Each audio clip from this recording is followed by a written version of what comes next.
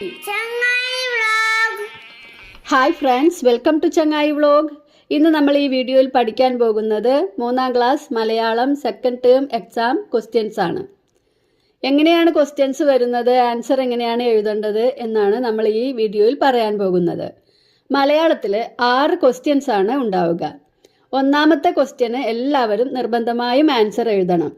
2 മുതൽ 6 വരെയുള്ള പ്രവർത്തനങ്ങളിൽ 4 പ്രവർത്തനങ്ങൾക്ക് ഉത്തരം എഴുതിയാൽ മതി. അതുകൊണ്ട് നിങ്ങൾക്ക് ചോദ്യം വായിക്കാൻ ഒരു സമയം തരും. ആ സമയത്ത് എല്ലാ ചോദ്യങ്ങളും ഒന്ന് വായിച്ചു നോക്കുക. എന്നിട്ട് തീരെ അറിയാത്ത 2 മുതൽ 6 വരെയുള്ള പ്രവർത്തനങ്ങളിൽ ഒട്ടും അറിയാത്ത ക്വസ്റ്റ്യൻ മാത്രം ഒഴിവാക്കുക. ഓക്കെ, ഒന്നാമത്തെ പ്രവർത്തനം വായിക്കാം എഴുതാം, അങ്ങനെ ഒരു പ്രവർത്തനമായിരിക്കും. നമുക്കൊരു ഖണ്ഡിക തരും, അല്ലെങ്കിൽ നമുക്കൊരു കവിത തരും. അതിൽ നിന്ന് കുറച്ച് ക്വസ്റ്റ്യൻസും അതിനുള്ള ആൻസർ അവിടെ ഓപ്ഷൻസും തന്നിട്ടുണ്ടായിരിക്കും. അത് നോക്കി നമ്മൾ ഏതാ ശരിയായ ഓപ്ഷൻ എന്ന് എഴുതിയാൽ മാത്രം മതി. പ്രവർത്തനം 1, വായിക്കാം എഴുതാം. അപ്പു എഴുതിയ ഒരു കുറിപ്പ് വായിക്കൂ. അച്ഛന് തെങ്ങുകയറ്റമാണ് ജോലി. അമ്മ പാടത്ത് പണിക്ക് പോകും. കൊയ്യാനും ഞാറു നടാനും കള പറിക്കാനും കട്ട മെതിക്കാനുമൊക്കെ അമ്മ പോകാറുണ്ട്. കൊയ്ത്തു കഴിഞ്ഞാൽ പാടത്ത് ഞങ്ങൾ കുട്ടികൾ പലതരം കളികളിൽ ഏർപ്പെടും. നാടൻ കളികളും ക്രിക്കറ്റും എല്ലാം കളിക്കാറുണ്ട്. അമ്മ പണിക്ക് പോകുമ്പോൾ അവധി ദിവസമാണെങ്കിൽ ഞാനും പോകാറുണ്ട്. കലപ്പ, നുകം, മരം, കൈക്കോട്ട്, ട്രാക്ടർ, ട്രില്ലർ തുടങ്ങിയവയൊക്കെ അങ്ങനെ ഞാൻ കണ്ടിട്ടുണ്ട്. നാടൻ പാട്ടുകൾ പാടിയാണ് അമ്മയും കൂട്ടുകാരും പാടത്ത് പണിയെടുക്കുന്നത്. പണിയെടുക്കുമ്പോൾ അതിൻ്റെ ആയാസം അറിയാതിരിക്കാൻ തൊഴിലാളികൾ നാടൻ പാട്ടുകൾ പാടാറുണ്ട് എന്ന് അമ്മ പറഞ്ഞു. കുറിപ്പ് വായിച്ചല്ലോ. ഇനി താഴെ തന്നിരിക്കുന്ന ചോദ്യങ്ങൾക്ക് ഉത്തരമെഴുതുക. താഴെ കൊടുത്തിരിക്കുന്നതിൽ നാടൻ കളി അല്ലാത്തത് ഏത്?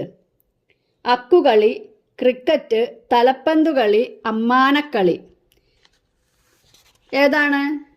അതെല്ലാവർക്കും അറിയാം അല്ലേ? Option B cricket. രണ്ടാമത്തെ ചോദ്യം നോക്കുക. പണിയെടുക്കുമ്പോൾ പാട്ടുകൾ പാടുന്നത് എന്തിനാണ്? സന്തോഷത്തിന്, പാട്ട് അറിയാവുന്നത് കൊണ്ട്, ആയാസം അറിയാതിരിക്കാൻ, വിനോദത്തിന്. അതിലെ ഓപ്ഷൻ സി ആയാസം അറിയാതിരിക്കാൻ. കൂട്ടമായി ചെയ്യുന്ന ഒരു ജോലിയാണ് മീൻപിടുത്തം, തെങ്ങുകയറ്റം, ഞാറുനടിയിൽ, മീൻ വിൽപ്പന. ഓപ്ഷൻ സി ആണ് ഉത്തരം, ഞാറുനടിയിൽ. നാലാമത്തെ ചോദ്യം. നെൽകൃഷിയുമായി ബന്ധമില്ലാത്തത് ഏത്? കലപ്പ, കറ്റമെതിക്കൽ, കൈക്കോട്ട്, കുഴിയെടുക്കൽ. നെൽകൃഷിക്ക് കുഴിയെടുത്തിട്ടല്ല കൃഷി ചെയ്യുന്നത്. അപ്പോൾ ബന്ധമില്ലാത്തത് ഓപ്ഷൻ ഡി കുഴിയെടുക്കൽ. അഞ്ചാമത്തെ ചോദ്യം. അമ്മയോടൊപ്പം അപ്പു പാടത്ത് പോകുന്നത് എപ്പോഴാണ്? അവധി ദിവസം, വൈകുന്നേരം, രാവിലെ, എല്ലാ ദിവസവും. എപ്പോഴാണ് പോവാറ് എന്നാണ് പറഞ്ഞത്? അവധി ദിവസങ്ങളിൽ അല്ലേ? അപ്പോൾ ഓപ്ഷൻ എ അവധി ദിവസം. ഇനി പ്രവർത്തനം 2, അനുഭവക്കുറിപ്പ്. മഴ വരുന്നത് നിങ്ങൾ കണ്ടിട്ടില്ലേ? എങ്ങനെയാണ് മഴയുടെ വരവ്? ഒരു അനുഭവക്കുറിപ്പ് തയ്യാറാക്കുക. അതിൽ തന്നെ ഒരു ക്വസ്റ്റ്യൻ കൂടിയുണ്ട്. ഒരു മഴച്ചൊല്ല് എഴുതുക. എങ്ങനെയാണ് അനുഭവക്കുറിപ്പ് എന്ന് എഴുതുക? എങ്ങനെയൊക്കെയാണ് മഴ വരുമ്പോൾ ആദ്യം എന്താ തോന്നുക? നമുക്ക് മഴ വരുന്നുണ്ടെന്ന് നേരത്തെ തന്നെ അറിയാലോ. അപ്പോൾ നമ്മൾ അത് മുതൽക്ക് എഴുതണം. പ്രവർത്തനം 2 ഉത്തരം എങ്ങനെ എഴുതണം? ആകാശം കറുക്കും, തണുത്ത കാറ്റ് വീശും, മിന്നലും കൂടെ ഇടിയും വരും, ഇലകൾ കാറ്റിൽ പറക്കും, തവളകൾ കരയും, ഇടിയുടെയും മിന്നലിൻ്റെയും അകമ്പടിയോടെ മഴത്തുള്ളികൾ താഴേക്ക് പതിക്കും, മാനത്ത് നിന്ന് നൂലിറക്കുന്നത് പോലെ തോന്നും അത് കണ്ടാൽ. പിന്നെ മഴനൂലിന് വണ്ണം കൂടും. കുറേ നേരം പെയ്തു കഴിയുമ്പോൾ മഴനൂല് ചെറുതായി ചെറുതായി വരും. ഇങ്ങനെയാണ് മഴ വരുമ്പോഴുള്ള അനുഭവം എഴുതിയിട്ടുള്ളത്. അടുത്തത് തിരുവാതിരയിൽ തിരിമുറിയാതെ എന്നാണ് നമ്മൾ മഴയുടെ പഴഞ്ചൊല്ല് എഴുതിയിരിക്കുന്നത്. തിരുവാതിരയിൽ തിരിമുറിയാതെ. നിങ്ങൾക്ക് വേറെ പഴഞ്ചൊല്ലുകളും അറിയാമായിരിക്കുമല്ലോ. പ്രവർത്തനം 3, പോസ്റ്റർ വാക്യം എഴുതുക. ജലക്ഷാമം രൂക്ഷമായാൽ പക്ഷികളും മൃഗങ്ങളും വെള്ളം കിട്ടാതെ വലയും. ജലം അമൂല്യമാണ് എന്ന ആശയം വരുന്ന പോസ്റ്റർ വാക്യം എഴുതുക. അതിൽ തന്നെ മറ്റൊരു ചോദ്യം, വെള്ളവുമായി ബന്ധപ്പെട്ട പദങ്ങൾ നോക്കൂ. ഈ പദങ്ങൾ അക്ഷരമാലാക്രമത്തിൽ എഴുതുക.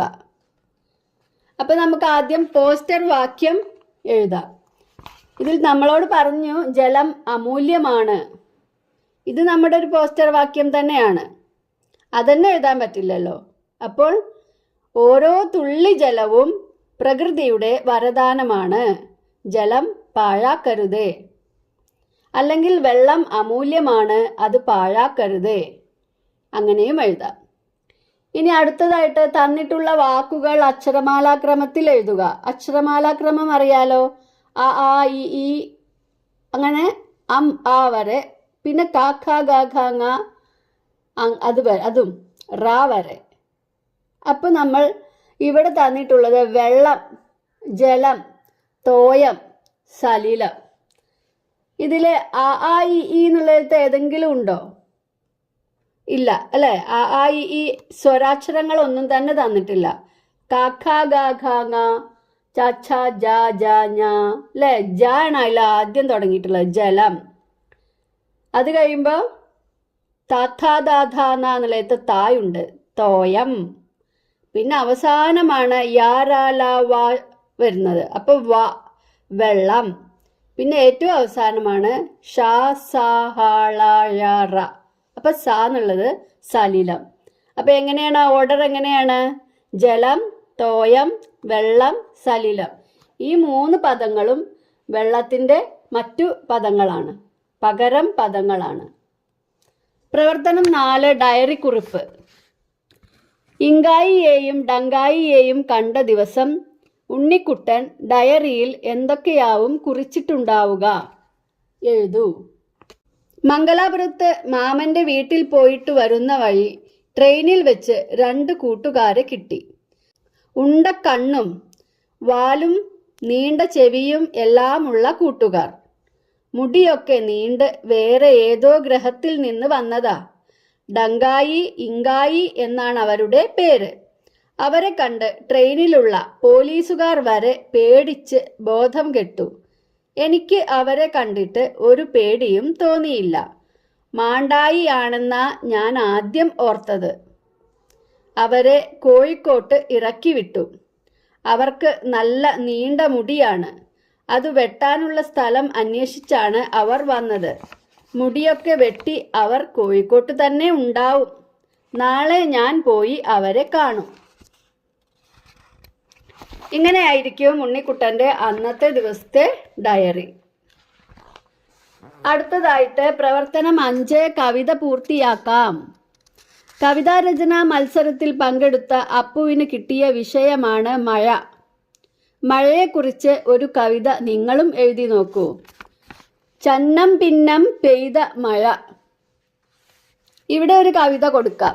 ചന്നം പിന്നം പെയ്ത മഴ, ചാറിച്ചാറി പെയ്ത മഴ, മണ്ണിനു മീതെ പെയ്ത മഴ, മരത്തിനു മീതെ പെയ്ത മഴ, പുഴയുടെ മീതെ പെയ്ത മഴ, കടലിനു മീതെ പെയ്ത മഴ. ആഹാ എന്തു രസമീ മഴ, നനയാൻ വായോ കൂട്ടുകാരെ. അടുത്തത് പ്രവർത്തനം 6, യാത്രാനുഭവം.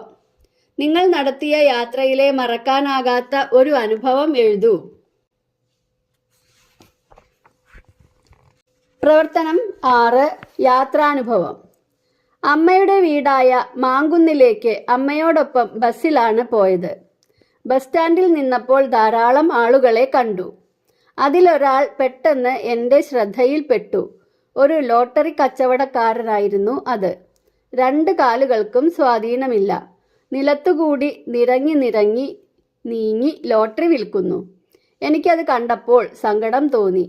അതിലുമപ്പുറം തൊഴിലെടുത്ത് ജീവിക്കാനുള്ള അദ്ദേഹത്തിൻ്റെ മനസ്സോർത്ത് അഭിമാനവും. ഇങ്ങനെയാണ് കുട്ടി എഴുതിയിട്ടുള്ളത്. നിങ്ങൾക്കും ഇതുപോലെ അല്ലെങ്കിലും മറ്റെന്തെങ്കിലും അനുഭവം ഉണ്ടായിട്ടുണ്ടെങ്കിൽ ഇല്ലെങ്കിൽ ഉണ്ടാക്കി എഴുതണം. ഓക്കെ. നമുക്ക് അനുഭവം ചിലപ്പോൾ ഉണ്ടായിട്ടുണ്ടാവില്ല, അല്ലെങ്കിൽ ഓർമ്മയിൽ ഉണ്ടാവില്ല. പക്ഷേ നമ്മളത് ഉണ്ടാക്കി എഴുതണം. ഓക്കെ. ഇത് നമുക്ക് ഈ ക്വസ്റ്റ്യൻസൊക്കെ നമുക്കിപ്പോൾ പ്രീവിയസ് ഇയേഴ്സിൻ്റെ ക്വസ്റ്റ്യൻസ് കിട്ടാൻ വഴിയില്ലാത്തത് കൊണ്ടും പെട്ടെന്ന് ആയതുകൊണ്ടും ഈ ഒരു ക്വസ്റ്റ്യൻ പേപ്പർ നിങ്ങൾക്ക് ഇട്ട് തരികയാണ്. നന്നായി പഠിക്കുക, നന്നായി പരീക്ഷ എഴുതുക. All the best. Thank you. Thanks for watching.